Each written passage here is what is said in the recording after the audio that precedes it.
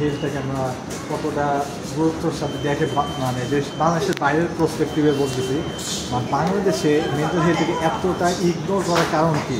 আমরা শারীরিক সুস্থতাকে যেরকম আমরা করি, সিরিয়াসলি নেই, আমরা মেন্টাল হেলথটাকে ততটাই ইগনোর করি। কিন্তু এটি কিন্তু একটা important part of every man and women's life, মানসিক হেলথটা। তো এটা আপনার একটা মতামত চাচ্ছিলাম। অ্যাকচুয়ালি আমার জি আপনার ভিউ থেকে। জি যে আসলে বাহিরের এনভায়রনমেন্ট, কালচার, আমাদের কালচার টোটালি ডিফারেন্ট। ওকে। দেখা যায় যে আমাদের একটা ফ্যামিলি প্রেশার আছে, ওকে। সব কিছুর মধ্যেই দেখা যায় যে আমরা আসলে অন্যদের সাথে তাল মিলিয়ে আমরা চলতে পারি না। এই যে আমাদের বাচ্চাদের দেখাশোনা, আবার যারা স্টুডেন্ট আছে তাদের পড়াশোনা, সব কিছুকে আমরা আসলে এত প্যানিক ভাবে নিচ্ছি, যেটা বিদেশে আসলে এতটা প্যানিক ভাবে নেওয়া হয় না। যার জন্য আমার কাছে মনে হচ্ছে যে এই বিষয়গুলো ভাবতে ভাবতে আমরা আসলে আমাদের নিজেদের হেলথের ব্যাপারগুলো আমরা ভুলে যাই, যে আমরা কিভাবে আমরা আমাদের কেয়ার করব। জি অবশ্যই। তো আপনার কাছে কি মনে হয় না যে আমরা যে মেন্টাল হেলথকে যেভাবে ইগনোর করতেছি, ইন ফিউচারে আমরা আরও বেশি সাফারার হব, যে আমরা স্ট্রেস হয়ে যাবো বেশি, আমরা ডিপ্রেস থাকবো, তো আমরা আমাদের আত্মহত্যার প্রবণতাগুলো বেড়ে যাবে। সো আপনার থেকে আপনি এই পার্টটা যদি কিছু বলতেন। আসলে আত্মহত্যার প্রবণতাটা আমার দৃষ্টিতে বেশি বাড়ে সেটা যখন মানুষ খুব বেশি লংলি ফিল করে। রাইট।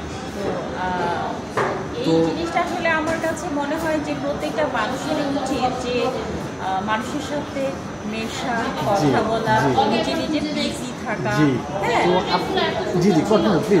আচ্ছা ঠিক আছে। তো নিজেকে ব্যস্ত রাখাটাই আমার কাছে মনে হচ্ছে সবচেয়ে বড় ব্যাপার। আর এখন যে ইন্টারনেটের যুগ, এখন আসলে ফ্রেন্ড লাগে না। আপনার হাতে একটা স্মার্টফোন থাকলো, আপনি দেখা যায় একটু ব্লগিং করতে পারলেন, আপনি ইউটিউবিং করতে পারলেন। এভাবে কিন্তু আপনি আপনার কাজের মধ্যে যদি আপনি ফোকাসটা 100% দেন, তাহলে আমার মনে হয় না যে আপনাকে ওই যে ডিপ্রেশনটা, যেটার কারণে আপনি আত্মহত্যা করতে যাচ্ছেন, সুইসাইড, সেটা আমার মনে হয় কমে যাবে। আমার সাজেশন হচ্ছে প্রত্যেকটা মানুষকে ব্যস্ত থাকা উচিত তার পার্সোনাল জায়গা থেকে। তো আমরা কি কাজ করতে পারি না, আমরা এরকম যখন ডিপ্রেস বা স্ট্রেস রিলিফ করার জন্য আমরা ডু সাম ইয়োগা, তারপর আমরা কাউন্সিলিংয়ের কাছে যেতে পারি। আমরা কাউন্সিলিংয়ের কাছে যেতে পারি, আমরা সাইকিয়াট্রিস্ট বা কোনো সাইকোলজিস্টের কাছে। অনেকেই আসলে নিজের ভিউটা আসলে অনেক সময় প্রকাশ করতে পারে না। একটা মানুষ কখন সুইসাইড অ্যাটেম্প নেয়, যখন সে একেবারেই যে না, তার একদম টলারেন্স জিরোতে চলে আসে, তখনই সে এই ধরনের অ্যাটেম্প নেয়। আমার একটাই সাজেশন, আমার মনে হয় যে আমি ওভারঅল পার্সপেক্টিভে বলছি, নট খালি সুইসাইডের কথা না, আমি ওভারঅল পার্সপেক্টিভে।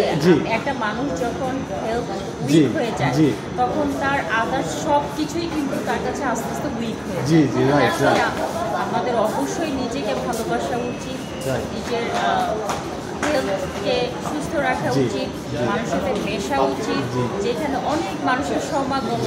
এখন কিন্তু সব জায়গায় বিভিন্ন ইভেন্ট হয়, বিভিন্ন কাউন্সিলিং হয় বিভিন্ন জায়গায়, এন্টারটেইন রিলেটেড অনেক কিছু হয়। সেসব জায়গায় যদি একটা মানুষ নিজেকে এঙ্গেজ করে ফেলে, সে আমার মনে হয় ভিতর থেকে অনেকটা সুস্থ ফিল করবে। ওকে। তো আপনি যদি রেশিওটা চিন্তা করেন, তো বাংলাদেশে একটা প্রসপেক্টিভে দেখা গেছে যে 16.1% মানুষ কিন্তু এখন মানসিক রোগে ভুগছে, কিন্তু তারা ওটা বুঝেই না যে আমি কোনো, এই যে আমার মধ্যে যে একটা মানসিক রোগ আছে, এটার শুধু অ্যাওয়ারনেসটা জরুরি আমাদের মধ্যে। আমরা যত অ্যাওয়ারনেস তুলে ধরবো মানুষের সামনে, যেটা মেন্টাল হেলথটাও অতটুকু ইম্পর্টেন্ট যতটুকু